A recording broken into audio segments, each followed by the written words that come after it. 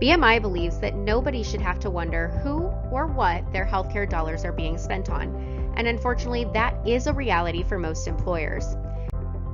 BMI exists to help you and your clients by digging into the healthcare benefits data and verify that the right people are enrolled in the plan and that healthcare claims are being administered accurately, with our goal being to provide peace of mind and confidence that benefits are being provided as designed. We get asked all the time, why is it important to audit? While there are many reasons why it is important to conduct audits, we are going to get into some of the most common problems that we help clients solve. The first one is a lack of transparency. Some plans do not have access to their own data, and those that do have access to their data don't know how to consume or digest it to see actionable insights that they can use to help achieve their goals. The next one, reduce unnecessary healthcare costs. Healthcare costs continue to go up year after year, and employers are looking for ways to manage their spend without having to cut back on benefits to their employees and members. Another one is stay compliant with the Department of Labor. Sponsors of health plans have a fiduciary obligation to their participants and/or their shareholders to confirm plan resources are being used correctly. Failure to uphold these obligations can actually result in legal penalties for the plan sponsor, including personal financial liability. The last one, employer concerns. Occasionally, clients will come to us knowing there is an issue with the way claims are being paid, and they don't have a way to determine how deep-rooted these issues are. Or they stumble upon an ineligible dependent and are worried about how many others are possibly enrolled and contributing to costs. Now we're going to get into the solutions that BMI offers in-house that can help solve some of the problems we just discussed. The first solution that we offer is implementation audits. Whether clients are changing administrators, moving from fully to self-insured, or making significant plan design changes, an implementation audit will provide peace of mind that the plan has been set up correctly before getting too far into the plan year. Administrators may claim to conduct their own implementation audit, but they are also the ones who set it up. Having an unbiased third party come in with fresh eyes will help decrease the chances of something being overlooked inadvertently. Oftentimes, the administrator will help fund or cover the cost of a third-party implementation audit. All you have to do is ask. Implementation audits can be done pre- or post-implementation. Let's take a look at an example of an implementation audit. Auditors compiled 375 test claims across the client's 6 plans. These test claims covered a wide variety of areas such as limitations, exclusions, deductibles, and out-of-pocket maximums. The audit found over 20 inconsistencies between what the plan said and how the administrator's system was set up. The implementation audit caught potential costly mistakes and cleared up any discrepancies to ensure accurate claims payments moving forward, as well as protecting the plan spend. Next up, we have medical and prescription drug claims audits. Self-insured groups can utilize claims audits to ensure their claims are being processed and paid in alignment with their specific plan language and verify they are paying their true costs. These types of audits can also assist in demonstrating compliance with the Department of Labor. Here is an example of a medical claims audit. The audit uncovered an incorrect emergency room copayment was being applied. Per the administrator, this was due to incorrect coding during the plan build phase. They had programmed a $200 copayment instead of a $500 copayment per the plan details. During an analysis of the data, there were an additional 480 impacted claims, which contributed to $144,000 in overpayments.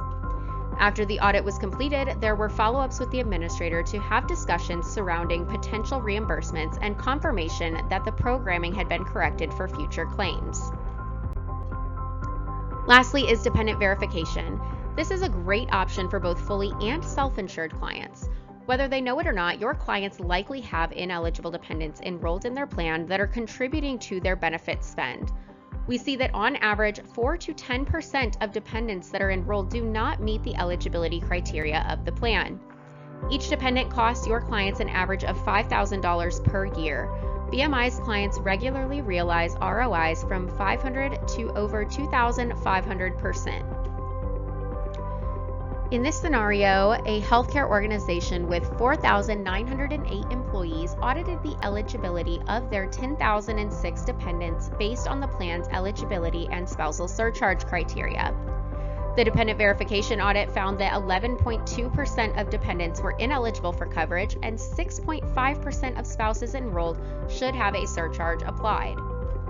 The employer terminated coverage for 1,094 dependents, and a surcharge was applied to 133 spouses who were not previously paying one. The total first-year savings realized by this client was $5.8 million, which provided a return on investment of 5,573%. If you're not sure how to bring up auditing with your clients, I think you will find this section helpful. I'm going to talk about some key things that you should be listening for during your day-to-day conversations that are indicators for you to introduce audits to your clients. For implementation audits, you should be looking for clients who are switching to a new administrator, making the transition from fully to self-insured, or making significant plan design changes.